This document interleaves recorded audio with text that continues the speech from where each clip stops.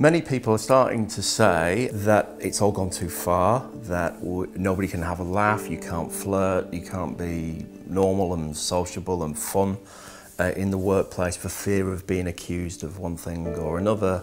We really need to think about what is the nature of fun. You know, fun is supposedly a shared moment, a shared endeavour, a shared understanding. Now, if only one person is having fun out of an activity or a comment or a line of conversation, then it isn't fun. It is an imposition on another person. And when was that ever okay? I've come to get some hex shank drill bits to send over to Beckenham branch. They've run out. Right there, love.